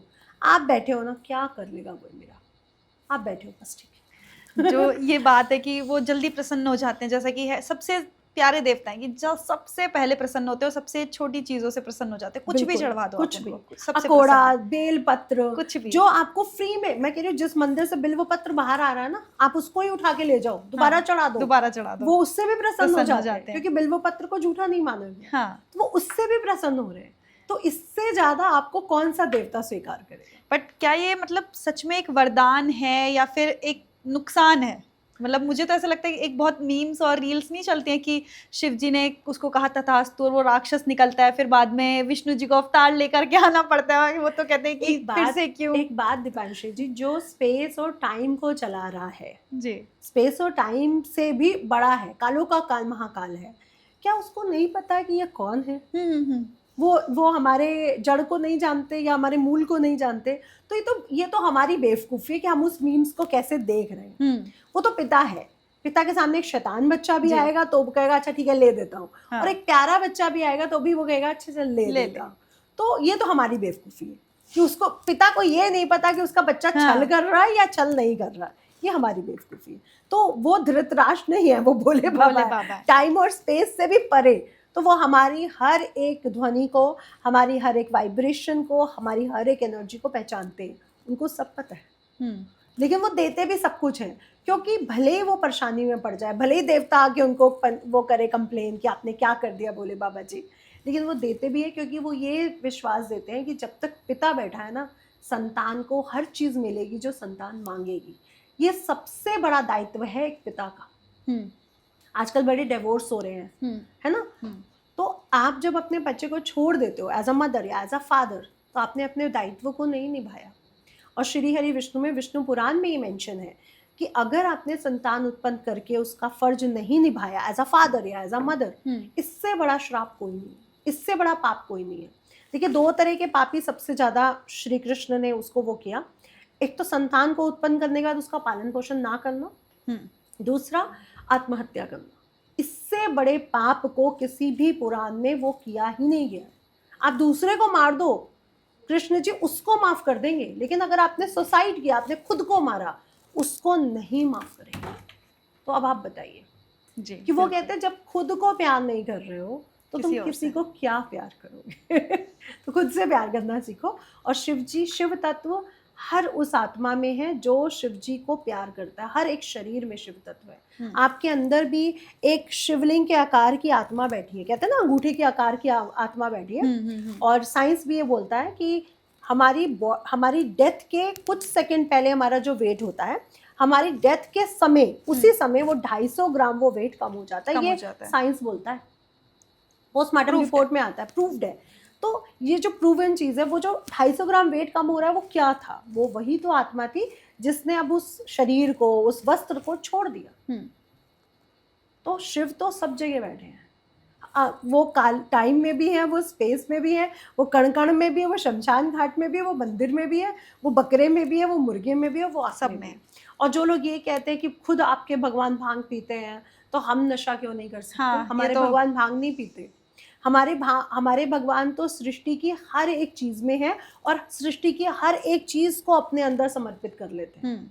वो पीते नहीं है, वो लोग विष की बात नहीं करेंगे कि भगवान ने विष पिया है, वो हम पी के देख लेंगे। हम वो पी के देख लेते हैं। दूसरा, भगवान शिव को जब हलाहल विष उन्होंने पिया, तो ये जो हब्स हैं, चाहे वो भांग है, चाहे वो धतूरा है, चाहे वो बिल्व है, अगर आप इसकी हब्स की उस पे जाएंगे, जड़ी बूटी वैल्यूज पर जाएंगे, तो वो इतना जहर है उनमें कि उनके लिए वो जहर उस जहर को काटता है, एंटीडोज है। क्योंकि सांप आपको काटेगा तो सांप का एंटीडोज देना पड़ेगा। तो वो विष का एंटीडोज है, वो नशा वाला नशा नहीं है ना। अब कीमोथेरेपी भी तो होती है कैंसर में, तो क्या आपको नशा मिल रहा है? अब जब ऑपरेशन होता है हमें वो भी तो चढ़ाया जाता है जिससे हम एनेस्थीसिया, तो क्या हम नशा कर रहे हैं?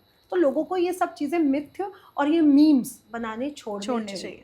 आप सही चीजों को समझो और फिर उन पे बात करो। बिल्कुल सही कहा आपने। अच्छा, शिव जी को लेकर के तो वैरागी है, कैलाशवासी है, मतलब कोई साम्राज्य नहीं है, कोई बड़े शौक नहीं है, विष्णु जी की तरह कोई ऐसा बड़ा वो नहीं कि वहाँ विराजमान है, कोई अवतार भी लिए तो महलों में राज कर रहे हैं, कुछ नहीं, सिर्फ वैरागी। फिर भी उन्हें महादेव क्यों कहते हैं? मतलब सब देवों में क्वेश्चन किया आपने। एक तो बताइए, जिन्होंने अपनी शक्ति का, जो जानते थे कि शक्ति के बिना शिव शव के समान है, उसका इंतजार हजारों करोड़ों लाखों साल किया जी, कि सती आए, पार्वती आए, मेरा शक्ति आए, है ना। इतने सालों साल उनका इंतजार करना, जो प्रेम में है ना, जो शक्ति के बिना शव के समान है। उस शिव को जब कुछ चाहिए ही नहीं, उसको सिर्फ प्रेम चाहिए, उसको सिर्फ शक्ति चाहिए, और वो ये जानते हैं कि ये जो शक्ति है ये खुद महलों की मालकिन है। भाई त्रिपुर सुंदरी जो माँ का रूप है वो 3 लोकों की मालकिन है।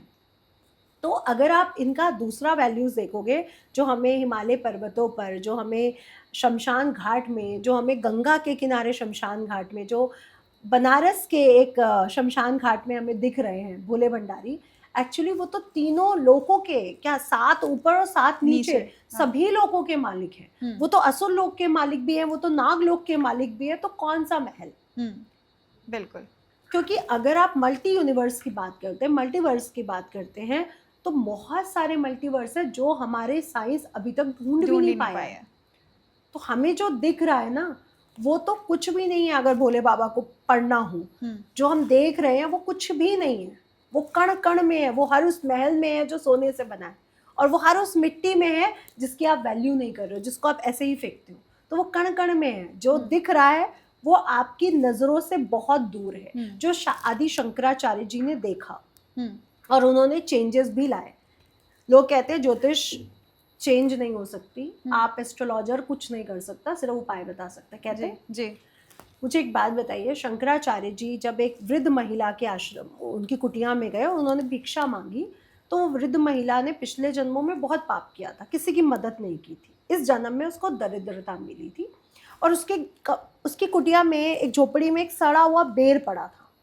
अब वो सड़ा हुआ बेर खुद भी खा सकती थी, लेकिन उसको लगा कि मुझसे कोई मांग रहा है भिक्षा, मैं उसको देना चाहती हूँ।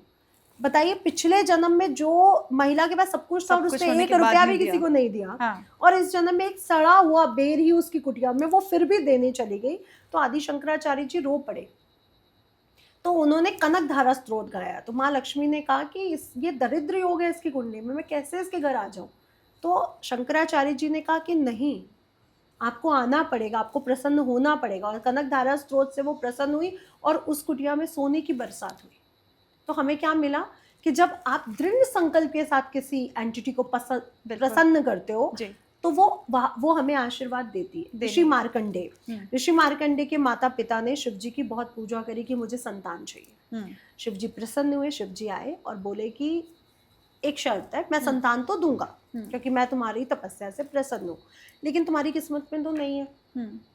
अब मुझे किस्मत के साथ, क्योंकि मैं टाइम और स्पेस से ऊपर हूँ, तो मैं दे दूंगा, लेकिन शर्त ये है कि या तो बौद्धिक क्षमता नहीं होगी और 100 साल की उम्र होगी, या तो बौद्धिक क्षमता सबसे ज्यादा तीव्र, गुरुओं का गुरु, लेकिन आयु 14 या 15 साल होगी। तो अब एक ऋषि है जो ज्ञानी है, उसकी वाइफ भी बहुत बड़ी ज्ञानी और ऋषि महिला है, स्त्री है।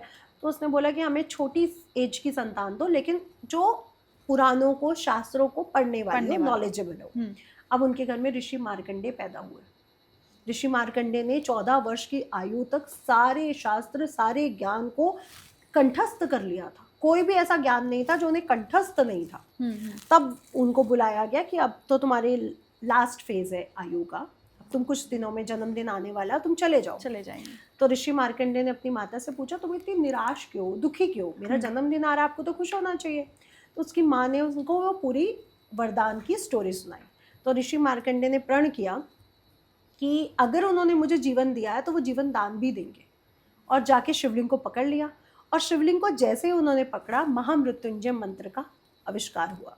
यानी उन्होंने महामृत्युंजय मंत्र को उसी समय गढ़ा कि ओम त्र्यंबकम यजामहे, तीनों लोकों के जो स्वामी हैं, स्वर्गलोक, पाताल लोक और पृथ्वी लोक, उसके स्वामी को अगर मैं मना लूं तो क्या वो मानेंगे? नहीं, वो मुझे आयु या मेरी विश पूरी नहीं करेंगे। बिल्कुल। और फिर यमराज आए उनको लेने, और उन्होंने अपने पाश को जैसे ही फेंका तो शिवलिंग उत्पन्न हो गए, और उसी समय यमराज को शिव जी ने समाप्त कर दिया।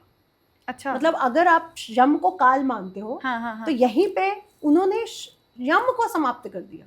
फिर यम की उत्पत्ति हुई, इसके साथ एक और कथा फिर जुड़ जाती है ना। एक और कथा आती है यहाँ पे कि कामदेव हैं, सृष्टि खत्म हो चुकी है, सृष्टि बन ही नहीं रही, क्योंकि पार्वती जी का संतान नहीं हो रही, और शिव जी तो विवाह को तैयार ही नहीं है। क्योंकि जिन्होंने हजारों लाखों साल उनका वेट किया होगा, वो ऐसे तैयार तो नहीं हो जाएंगे जो वैरागी हो चुके हैं। और वैरागी क्यों हो रहे हैं? क्योंकि शक्ति को लाना चाहते हैं। वो जानते हैं कि सृष्टि तो शक्ति से ही उत्पन्न हुई है, लेकिन शक्ति को अपनी ज्ञान होना चाहिए, शक्ति को वो नॉलेज होनी चाहिए कि वो है क्या, क्योंकि वो हर जन्म में भूल रही है। हर जब भी वो आती है शिव के पास, वो भूल जाती है।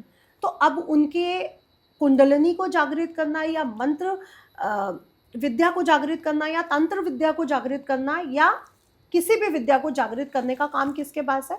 शिव के पास। तभी वो भैरव भी हैं, तभी वो तांत्रिक भी हैं, तभी वो सबसे बड़े ज्योतिष भी हैं, तभी वो वैज्ञानिक भी हैं, तभी वो सब कुछ है। तो अब उनको सारी नॉलेज तो शिव जी ने दी है ना। तो एक दूसरी कथा भी मिलती है कि जब सभी देवता कहते हैं कि शिव जी को मनाए कौन विवाह के लिए, तो कोई देवता की हिम्मत नहीं होती है, श्री हरि विष्णु की भी हिम्मत नहीं है कि वो जाके शिव जी को बोल दे कि पार्वती जी का तो जन्म हो चुका है, अब आप विवाह के लिए तैयार हो जाओ। वो आपके लिए तपस्या में लीन है, और कई वर्षों से लीन है। तो कामदेव को मनाया जाता है कि आप जाओ, और कामदेव और उनकी पत्नी जाती है, और शिव जी पर जैसे ही वो बाण जा रहा होता है कामदेव का, शिव जी के नयन खुल जाते हैं, और वो हो जाते हैं कामदेव उसी समय भस्म। अब इनकी उत्पत्ति फिर कामाख्या मंदिर से जुड़ गई कि कामाख्या में ही जाके उन्हें पुनर्जन्म मिला, क्योंकि सृष्टि की रचना तो वहीं से हो रही है, कामाख्या मंदिर से। लेकिन बलिदान कौन दे रहा है? कामदेव। और कामदेव का बलिदान जो आज कोई बात नहीं करता, और उन्हें काम वासना से जोड़ता है। बेसिकली कामदेव इज नॉट काम वासना, वो काम है जब आप जन्म लेते हो तो आपको चाहे वंश वृद्धि करनी हो, चाहे पैसा कमाना हो, चाहे अपने परिवार को संभालना हो, चाहे पिछले जन्म के कार्मिक पैटर्न को समाप्त करना हो, तो आप काम तो करेंगे। जब मेरे अंदर काम ही नहीं है, मुझे पता नहीं कि मेरा जन्म क्यों हुआ है, पिछले जन्म, अगला जन्म मुझे क्या करना है, जॉब क्या करनी है, बिजनेस करना है, तो कैसा काम? बिल्कुल, वो वासना नहीं है, वो कामदेव है जो आपको वंश वृद्धि से भी जोड़ते हैं। अब लोगों ने उसको भी गलत बनाया। वो किसका रूप है? वो भी तो शिव जी का ही अवतार है, वो भी तो शिव जी का ही रूप है।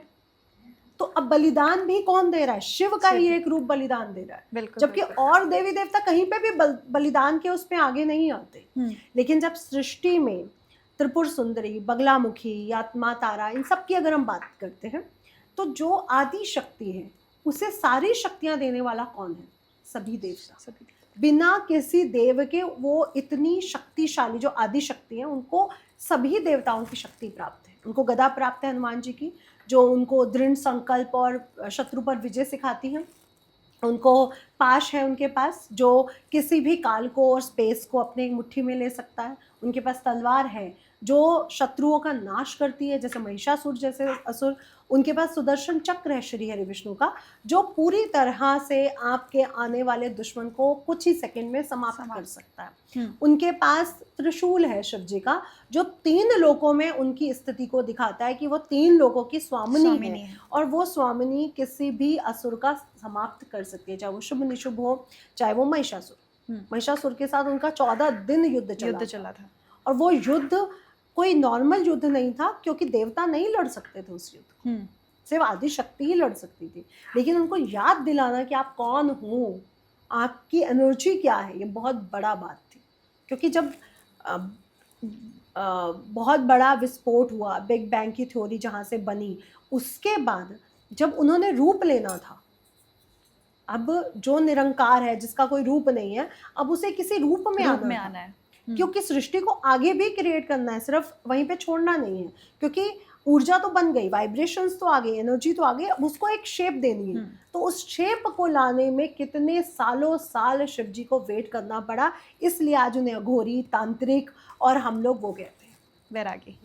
तो ऐसा वैराग अपने अंदर लाइए तो कि मैं अपनी पत्नी का, अपनी शक्ति का वेट कर रहा हूँ, ऐसा वैराग लाइए तो कि मैं वही उनके माता पिता का कोई वो नहीं मिलता है शिव जी के, लेकिन वो कितने वो है कि वो अपने परिवार को संभालने के लिए, अपनी संतान को संभालने के लिए काशी के द्वारपाल बने कि पार्वती चल अपने बच्चों को संभालते हैं, तू अन्नपूर्णा बनना, सबका भरण पोषण करना, और मैं द्वारपाल बनूंगा और सबकी रक्षा करूंगा।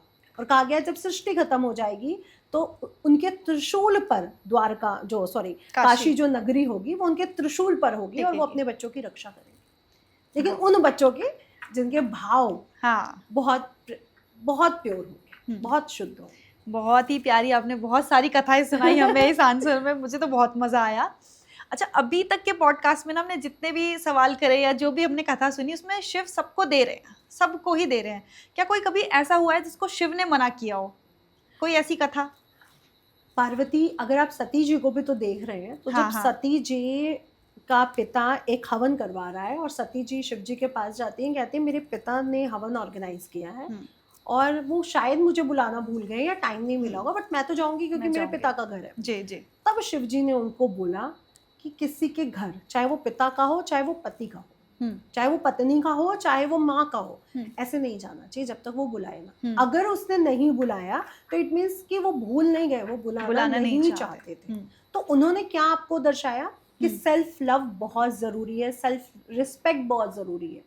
तो हमें ये कहानियां आज के संस्कारों से या आज की चीजों से नहीं मिलती है, ये हमारे डीएनए में है वो संस्कार कि शिव भी पार्वती को बोल रहे हैं कि जहाँ पे आत्मसम्मान की बात है वहां पे कोई रिश्ता नहीं है। तो जब सती को उन्होंने मना किया कि नहीं जाओगी, तब सती में, क्योंकि वो शक्ति है, वो शिव से भी ज्यादा शक्तिमान है, उनके अंदर दिव्य शक्तियां हैं, वो उनसे भी ज्यादा पावरफुल है, शिव को भी शिव बनाने वाली शक्ति है। तो वो कहती है मुझे मना किया, मतलब एक अहंकार आ गया, क्योंकि अभी वो पूर्णता को प्राप्त नहीं, उन्होंने अपनी शक्तियों को पूरी तरह वो नहीं किया, समझा नहीं है। तो 10 दिशाओं से उनके 10 रूप अवतरित हुए जो गुप्त नवरात्रि में पूजे जाते हैं। यही वो 10 रूप होते हैं जो गुप्त नवरात्रि में पूजे जाते हैं। तो वो 10 रूप अवतरित होते जा रहे थे और एक रूप जो धूमावती माई का था, उन्होंने उनको अंदर ही स्वीकार कर लिया कि आप रुक नहीं रहे हो ना, मैं आपको रोक सकती हूँ, इसलिए मैं आपको खा जाती हूँ। इसके साथ एक और कहानी जुड़ी है कि उन्होंने उसको भूख में खा लिया, लेकिन इसके साथ एक और कथा जुड़ी है कि जब वो जाने लगे उठ के और 10 दिशाओं से उन्होंने नए नए रूप लिए, तो जो धूमावती का रूप था वो उन्होंने खा लिया और इसी से वो विधवा हो गई। उन पे एक कौए को दिखाया गया, एक रथ को दिखाया गया, उन्हें सफेद साड़ी और वृद्ध अवस्था में दिखाया गया कि वो विधवा हो गई कि अपने पति को खा लिया, है ना। तो यहाँ पे हमें क्या मिला कि ऐसा नहीं है कि शिव आपकी भावनाओं को तो समझते हैं, लेकिन शिव ये भी समझते हैं कि आपके लिए क्या अच्छा है और क्या अच्छा नहीं है। अगेन वही बात आती है कि जब लड़का कहता है कि मुझे इस लड़की से शादी करनी है या मुझे ये जॉब चाहिए, तो वो जानते हैं कि तेरे लिए अच्छा क्या है, लेकिन हमारा विश्वास उनके ऊपर वो हमें विचलित कर देता है, क्योंकि वो पूर्ण नहीं है विश्वास। जिस समय आप पूर्ण विश्वास कर लेते हो ना कि कुछ भी जो भी हो रहा है, चाहे वो नेगेटिव फॉर्म में हो रहा है, चाहे वो पॉजिटिव फॉर्म में हो रहा है, चाहे वो डिले फॉर्म में हो रहा है, चाहे वो कुछ भी, मैं वो स्वीकार करता हूँ। मैं ये कहती हूँ कि मुझे नहीं पता मैं नंबर 1 एस्ट्रोलॉजर बनूंगी या नहीं, मैं दुनिया पे छाऊंगी या नहीं, लेकिन मैं स्वीकार करती हूँ, मैं सब डिवोशन देती हूँ कि आप बैठे हो, आप देख लोगे, आप देख लो, मैं अपनी मेहनत कर रही हूँ। तो आप पॉडकास्टर्स, बहुत से लोग आज जो मेरे लिए बोलते हैं, जो मेरे क्लाइंट बोलते हैं, वो बहुत बड़ी बात होती है, वो भी सौभाग्य है। जी जी। नहीं तो इतना सुनना भी सौभाग्य के बिना आपको नहीं सुनाई पड़ सकता। बहुत से एस्ट्रोलॉजर हैं आज, इनका सौभाग्य नहीं है, नहीं है, तो ये हमें शिव ही तो दे रहा है जी। और मैं कहती हूँ जब आप पिता की गोद में बैठ जाते हो ना, तो माँ आपको स्वीकार किए बिना रह ही नहीं पाती। तो माँ पार्वती का प्यार भी आपको वहीं पे मिल जाता है जब आप शिव की गोद में जाके बैठ जाए। अच्छा, अभी आपने बात करी ना कि डिलेज, तो एक कोट मेरे माइंड में आया कि delays is always not denied. मतलब ज़रूरी नहीं कि आपके लिए वो चीज़ है ही नहीं। जैसे आपने बात करी नौकरी की, या फिर किसी को शादी करनी है इच्छा से, या कोई भी ऐसी चीज़ हो, कोई अपना बिजनेस करना चाहता है बट उसको कोई ऐसे रिसोर्सेज ही नहीं मिल रहे हैं, तो हमेशा क्या ये जरूरी है कि हो सकता है कि वो थोड़ा सा डिले हो? देखिए, डिले का मतलब मेरा आप समझे नहीं। सपोज दैट मेरे को ये जॉब चाहिए, ठीक है, लेकिन उस जॉब में कोई और बंदा बैठा हुआ है जिसका घर, उसका परिवार, उसके बच्चे की फीस उसी जॉब से जा रही है, तो भगवान उसको फटाफट हटा के मुझे थोड़ा ना दे देगा। मेरा भी एक टाइम पीरियड होगा ना, हाँ। कि मैं उस जॉब पे जाऊंगा और मेरा एक टाइम पीरियड, लेकिन मेरे से पहले किसी और का टाइम पीरियड है, तो हमें वो किसी का काट के थोड़ा ना देते हैं, वो तो सिर्फ हमारा हक देते हैं, हमारा देते। तो आपको इसलिए डिले मिल रहे होते हैं क्योंकि वो तैयारी कर रहे होते हैं। वो किसी का हक नहीं मारेंगे, वो किसी को असुर समझ के निकाल थोड़ा ना देंगे कि ये तो किसी काम का नहीं, इसको निकालो, इसको जॉब दे दो। बिल्कुल वो बिल्कुल। आपको तैयार कर रहे होते हैं। उस बड़े पद के लिए हमें तैयारी भी तो चाहिए ना। ऐसा तो नहीं है कि मैंने आज ज्योतिष में पढ़ा 9 ग्रह होते हैं, 27 नक्षत्र होते हैं और 12 राशि होती है और मैं आज एस्ट्रोलॉजर बन गए। मुझे उसकी प्रिपरेशन चाहिए। मुझे प्रिपरेशन के बाद अपने आप को वर्क प्लेस पे लाना पड़ेगा, बहुत सारा एक्सपीरियंस लेना पड़ेगा, क्योंकि आप मुझसे कुछ भी पूछ सकते हो। आप जब न्यूज चैनल पे होते हो, आपसे कोई भी क्वेश्चन पूछा जा सकता है, रैंडम कुछ पॉडकास्टर आपसे कुछ भी पूछ सकता है। आपको कोई लिख के थोड़ा ना भेज रहा है कि मैं आपसे ये पूछूंगा, क्योंकि आप लोग बीच से भी क्वेश्चन उठाओगे। जी। तो आपको तैयार करने में टाइम लगता है उसको। ऐसी कोई चीज 9 महीने से पहले बच्चा क्यों नहीं पैदा हो जाता जी? हर स्त्री चाहेगी 10 दिन में और महीने में पैदा हो जाए। कौन 9 महीने उस कंडीशन को झेलेगा? बिल्कुल। तो हर चीज की तैयारी में टाइम लगता है। ये डिले नहीं है, ये तैयारी हो रही है। हर चीज मोमेंटम में। अभी आप फैन बंद कर दो, तो फैन आपने स्विच ऑफ किया, लेकिन फैन तो चल रहा है, तो आप क्या कहते हो? बंद कर दिया है ना, लेकिन वो मोमेंटम में है जी। तो वो चीजें चल रही है जो हमें दिख नहीं रही। बहुत एसी बंद कर दीजिए, ठंडक तो रूम में रहेगी। कि एसी बंद हो गया और ठंडा नहीं रहेगा, कुछ समय के बाद उसकी एनर्जी खत्म हो जाएगी, कुछ समय तक तो रहेगी। ऐसे ही हमारी पूजा, हमारी भक्ति, हमारे जो पिछले जन्म के कर्मों को ऐसे ही खत्म करती है कि वो मोमेंटम में है मेरे कर्म और मैंने भक्ति और पूजा करी, वो स्विच ऑफ कर देती है। लेकिन वो मोमेंटम में होने के कारण पंखा कुछ देर के बाद जाके बंद हो जाता है, जो हमें कुछ दिनों के बाद या कुछ महीनों के बाद फील होता है। लेकिन लोग कहते हैं 3 महीने हो गए पूजा करते हुए, फर्क नहीं आया। अरे आपके पाप, जो पंखे की स्पीड थी वो तो अब मोमेंटम में, वो रुकने तो दो। हाँ बिल्कुल। आप एस्ट्रोलॉजर के पास जाते हो या शिव मंदिर में जाते हो, आपको क्विक चाहिए। अरे वो मोमेंटम रुकने तो दो, अभी तो स्विच ऑफ हुआ है आपकी भक्ति से, रुकते तो दो। सृष्टिकार को सृष्टि का सब संतुलन बनाने तो दो। राइट।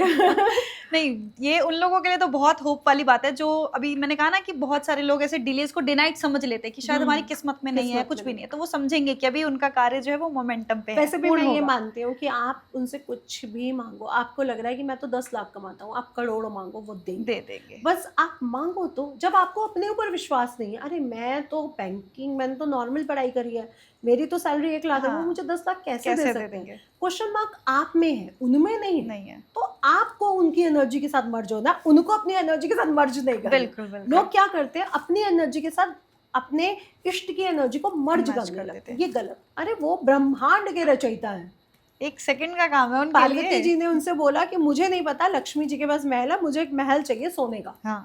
तो शिव जी ने कहा कि देख, तू नहीं महलों की रानी, क्योंकि सारे जो महलों के सुख हैं, जो दुनिया का पूरा जो सृष्टि की रचयिता, वो तू खुद है। तू कैसे महलों में रह सकती है? तो उन्होंने बोला कि नहीं, मुझे तो महल चाहिए। महल बना, विश्वकर्मा जी ने इतना गोल्डन सोने का सुंदर महल बनाया, और अब एक बड़े पंडित को बुलाया गया। और बड़ा पंडित कौन ढूंढा गया? रावण आया, कहता है इतना सुंदर महल, इतना सुंदर तो कुछ भी नहीं है धरती में, ये तो मुझे ही चाहिए। तो जब पूरा हवन कंप्लीट हुआ, शिव जी बोले अब आपकी दक्षिणा। तो उन्होंने कहा ये महल मेरा। और शिव जी ने कहा तथास्तु, आपने इतनी अच्छी पूजा कराई है, दक्षिणा से तो नहीं रोक सकता।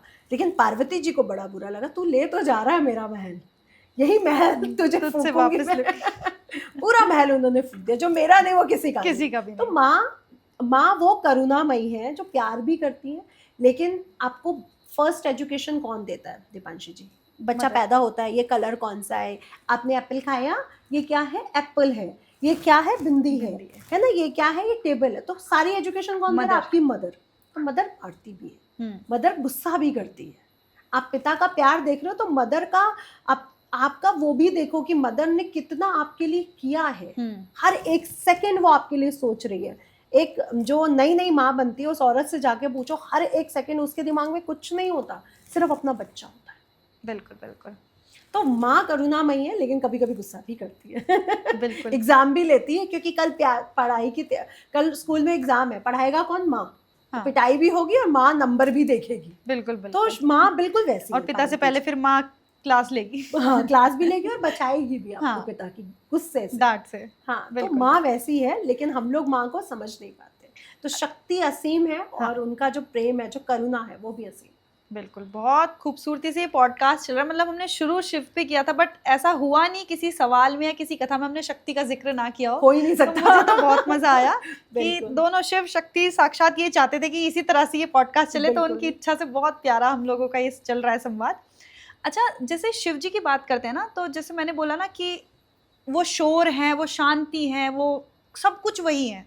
जहाँ हम देखते हैं कि उज्जैन में उनकी जितने भी समय आरती हो रही है, ढोल नगाड़े बज रहे हैं, भक्तों की तालियां गूंज जयकारे हैं, भस्म आरती है, उसका अलग डमरू रौद्र है। रूप है, डमरू है। अब बड़े बड़े वाद बज रहे हैं। बिल्कुल बिल्कुल। हाँ, बिल्कुल। और वो जिसने भी वो एक्सपीरियंस किया है उज्जैन की आरती, मुझे भी बहुत ये सौभाग्य प्राप्त हुआ शिव जी की कृपा से।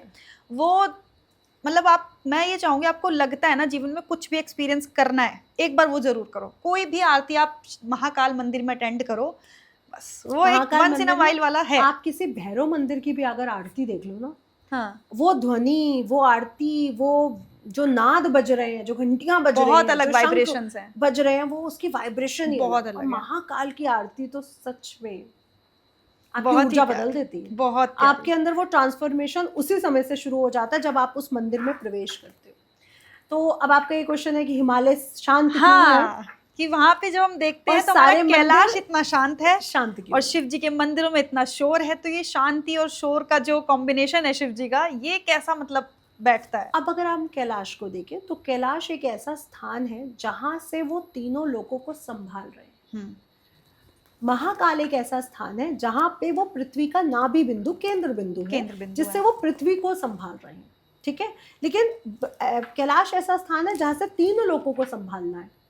तो जहां से वो त्रिपुरकारी, त्रिपुरांतकारी हैं, तीनों लोगों को संभाल रहे हैं, वहां पे एकाग्रता कितनी होगी। और भगवान शिव को हमने हमेशा मेडिटेशन में देखा है। बिल्कुल, हमेशा उनको एक ध्यान लगाए हुए ध्यान देखा है, लगाए ध्यान हुए मुद्रा देखा में है। देखा तो है। ध्यान मुद्रा है क्या?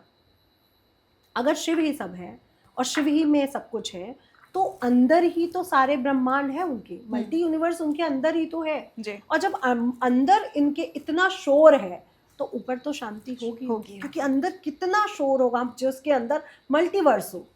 हम अपनी एक कार को, अपने घर को बैलेंस करने में पूरी जिंदगी लगा देते हैं। अपने ऑफिस के शोर, अपने घर के शोर, अपने बच्चों के शोर, अपनी गाड़ी के शोर, ट्रैफिक का शोर, उनके अंदर तो मल्टीवर्स का शोर है।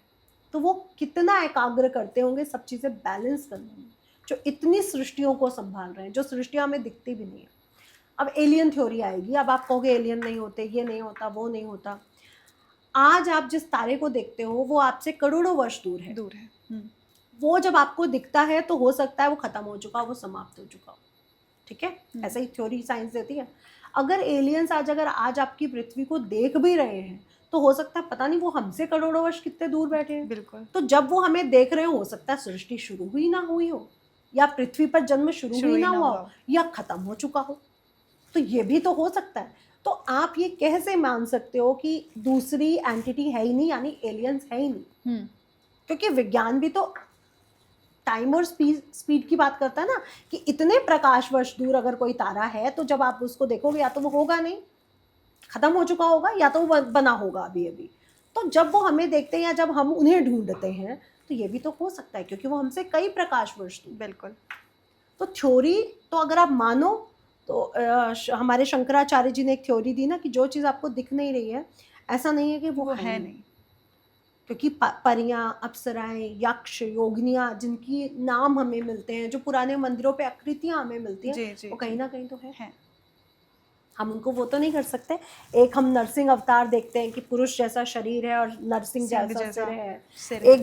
एक हम उनका शुक्र अवतार देखते हैं जिसमें शुक्र जैसा मुख है और उनका शरीर, तो ये सब है ना, कहीं ना कहीं तो है ना। बिल्कुल, जो हमें दिख नहीं रहा है, जो अवशेष हमें मिले मैमल्स के, डायनासोर्स के, वो भी तो थे ना, हम उससे मुकर तो नहीं सकते। तो फिर हम कैसे मुकर सकते हैं कि योगिनियां, यक्षियां, परियां, अप्सराएं नहीं होती।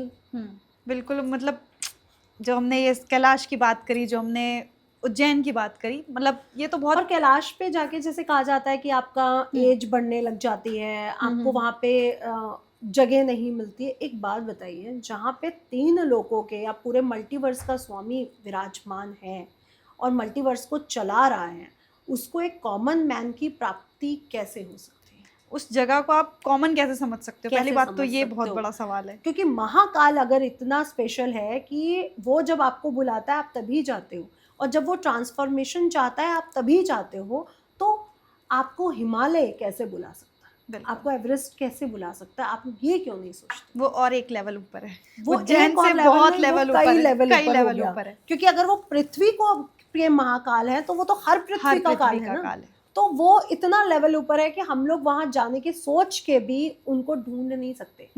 उनको ढूंढा किसने था? सिर्फ एक ही तांत्रिक रहे जो उनको ढूंढ पाए। क्यों? क्योंकि वो उनको ढूंढना नहीं चाहते थे, वो भाव से उनको प्रेम करना चाहते थे। जिस दिन आप उनको सिर्फ प्रेम से ढूंढोगे ना कि मेरा शिव कहाँ है, मेरी शक्ति कहाँ है, वो आपको मिल जाएंगे। जिस दिन आप उसको ढूंढोगे कि चलो ढूंढते हैं हिमालय पर शिव का लोक कहाँ है, तो आप कभी नहीं ढूंढ पाओगे। उनको सिर्फ भक्त ही ढूंढ सकता है, बिल्कुल, एक सच्चा भक्त। बहुत ही मज़ा आया इस टॉपिक के बारे में बात करके, बल्कि मैं चाहूंगी कि हम अपनी ऑडियंस के लिए कैलाश के ऊपर तो एक पूरा का पूरा एपिसोड ये तो लेकर ये लोग के आए। कमेंट करेंगे तब। हाँ, वो भी अगर आप लोगों के बहुत सारे ऐसे कमेंट्स आए कि कैलाश के ऊपर आपको वीडियो चाहिए, तो हम बिल्कुल मैम के साथ एक बहुत अच्छा सा एक एपिसोड लेकर पुराण से जोड़ते हुए, क्योंकि बिल्कुल। आपको चाहिए ऑथेंटिसिटी। बिल्कुल, तो शिव पुराण से जोड़ते हुए। बाकी बहुत मजा आया आपके साथ इस पॉडकास्ट में बात करके, बहुत भक्ति में पॉडकास्ट रहा। मतलब पॉडकास्ट तो क्या, बहुत ही अच्छा लगा। एकदम होता है ना कि जहाँ भगवान की बात हो रही हो, भक्ति की बात हो रही हो, वहाँ आनंद ही आनंद होता है, मजे से ऊपर वाली बात होती है। तो वो आज हुआ। बहुत अच्छा लगा आपसे मिल करके। Thank you so much ma'am कि आपने अपना जी, और सभी दर्शकों को जय बाबा की। जय महाकाल। जय महाकाल।